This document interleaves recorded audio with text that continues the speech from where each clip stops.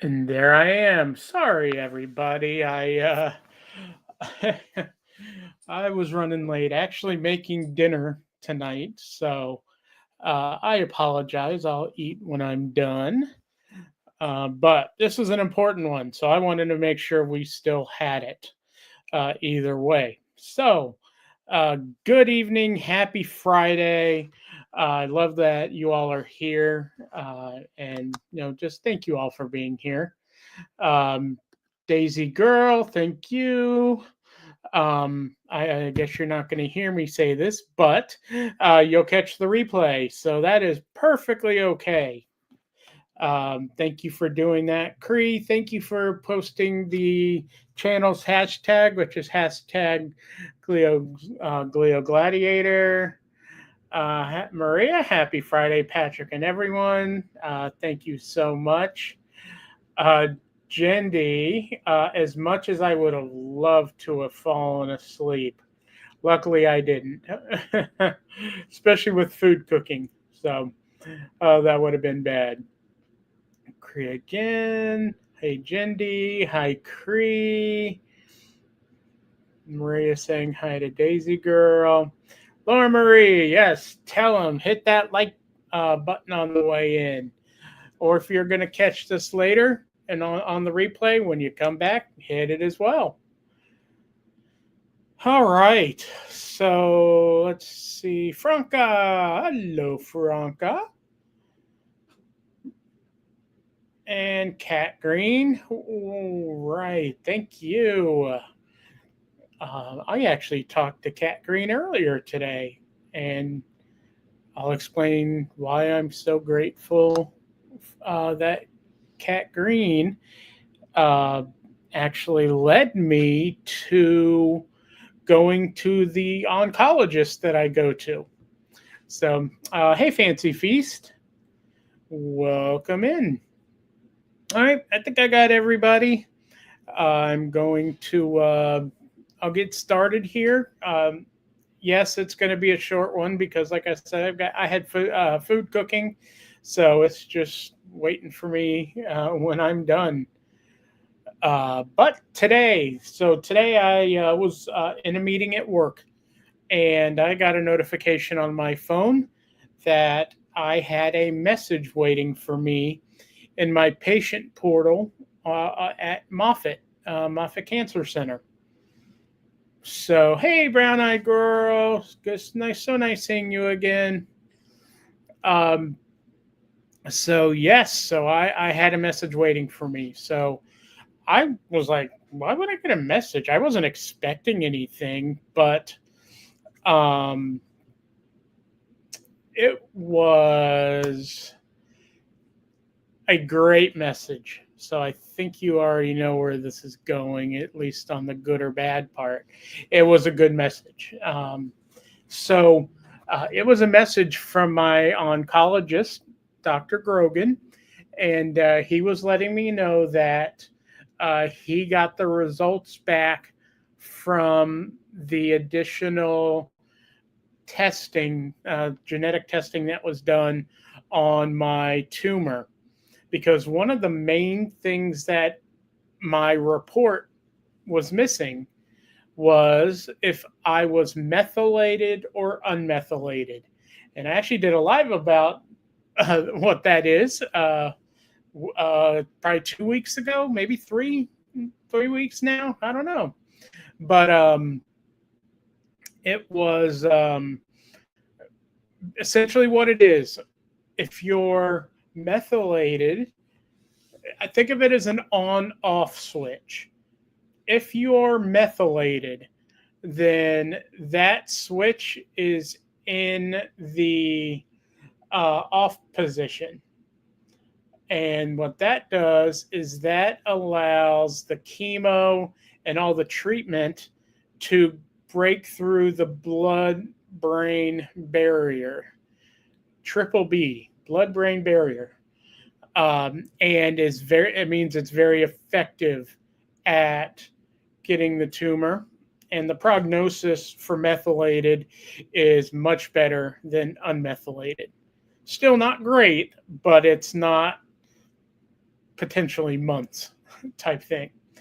And then there's unmethylated. Unmethylated is where the switch is on, and that on switch is like a force field around these cancer cells and these DNA and the DNA of the tumor, and it does not allow the chemo, radiation, or any other treatments to go straight through to the tumor. It actually blocks them, sometimes even stops them, and so it's not that effective.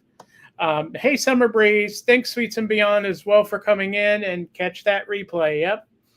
So the results of mine were methylated, and that is exactly what I wanted. Thanks, Nurse Jen. Medical stuff isn't the most fun to talk about, but man, I've learned so much about the blood-brain barrier and this methylated, unmethylated. I would have never had any idea. So yeah. So the fact that I'm methylated is a really good thing, both for treatment as well as any future, any future treatments that I have. It should mean a lot of better things or good things, because that means the treatments can get right through. So my next doctor's appointment is coming up on the 12th. I'll start out with blood work. Got to give blood work just to make sure my blood numbers are in good shape. I had, I don't remember last time. I actually haven't had any blood work done at Moffitt yet. This will be my first one. So today was that was great news to get that. It's with this disease, I told somebody today, every win or every piece of good news you get is a win. There's still a lot of things I don't understand about this disease, but I keep researching, and they have, hey, Sarah Z, they have so many things now. So let's talk about that blood-brain barrier real quick. It's actually our body protecting the brain. So it's a good thing to have. But in this instance, when somebody has brain cancer and you're trying to kill cancer cells, you want the blood-brain barrier to be opened up so that treatments and stuff can get through. So I was reading something. There is a clinical trial going on right now called the Sono-Bird trial. And what they're doing is they are using, it's not sonogram, but the ultrasound. They're using ultrasound technology, which is opening the blood-brain barrier, and they're injecting stuff right into right through the blood-brain barrier. So it goes like right to the tumor, right to the disease. So, I'll be honest, 10 years ago, 15, 20 years ago, none of this was even thought of. When you were given a diagnosis of glioblastoma, it typically wasn't going to be a good outcome in a very short amount of time. But they have done so much in the last 10 years, especially, to not make that so. And there's a lot of great hospitals and cancer centers that are doing that now. So they're doing a lot of research. Penn, UPenn up north. Yeah. So that is one of the main leading glioblastoma research centers right now. So very cool. As far as if I can get in that study, I'll check on Tuesday with my oncologist to see if I would qualify. It's interesting to me what disqualifies you from clinical studies, but I mean, it's very controlled. So you can't have had this. Like some people, some clinical trials, if you're using Optune, it disqualifies you. And I was like, interesting. I wonder why. But there's a reason they're doing it, because they are trying to figure out what the best combination of either pills and or treatments are the best. So one thing I did bring up the last visit with my oncologist was I've read a lot of good things about immunotherapy. He suggested, like, he had no problem. He was actually, he's like, yeah, I'm actually excited about the results that I'm seeing with immunotherapy. And he said we can talk about Keytruda, which I don't remember what the clinical name of it is. Keytruda is what we see on TV. Um, I think it's like something mab. I'm not sure how you say it, but so yeah, so we'll talk about that. I'll have more next Tuesday for the show to share with you if we are going to be adding anything to my treatment. I am, though, like, I'm feeling amazing, like 100%.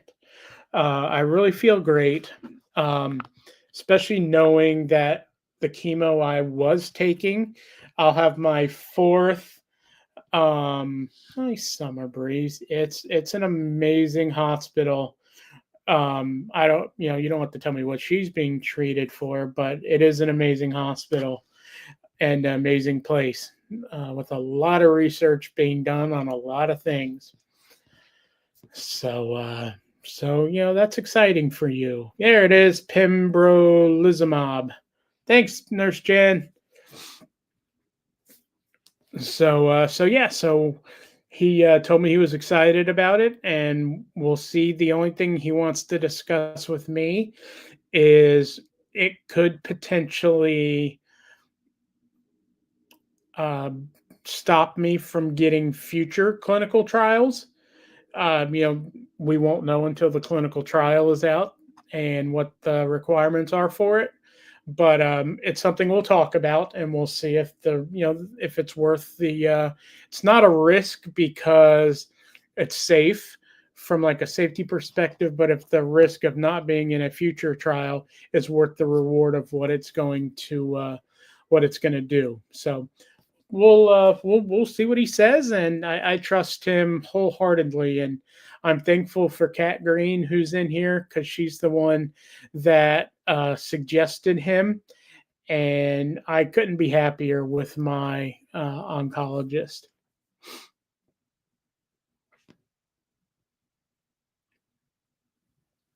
But overall, it's been a good last 3 days. Like I said, I feel normal. I feel 100%.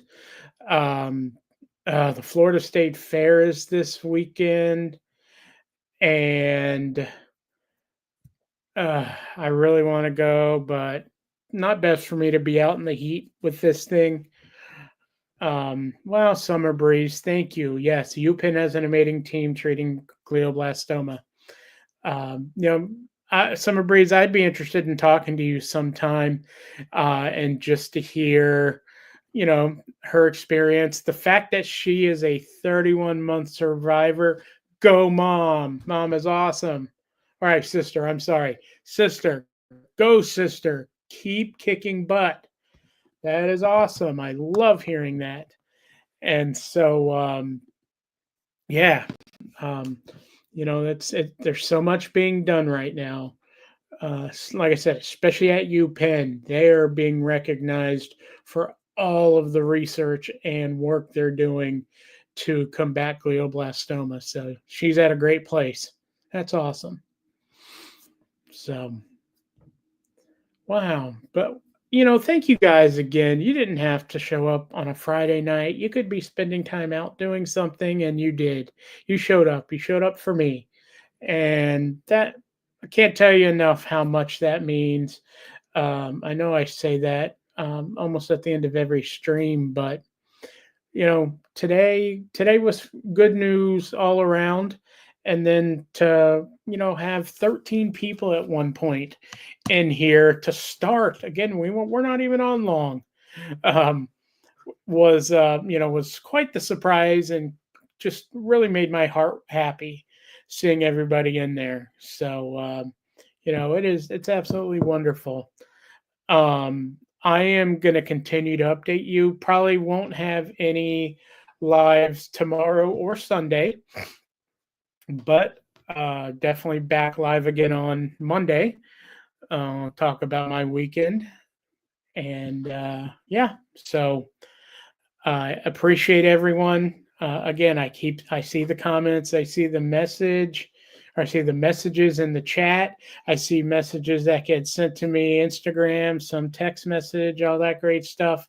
So um, I hope everybody has a wonderful weekend, and we will speak again on Monday. So God bless, be safe, enjoy yourself. Sorry, Laura Marie, I can't say that. My family would disown me as Giants fans. So, and thank you, Cree. Yep, keep sending those prayers up. They are working. Thanks, Maria. Everybody, Nurse Jen, thank you. Cree, Summer Breeze, Jen D, everybody who's been here. Love you guys. Have a great night.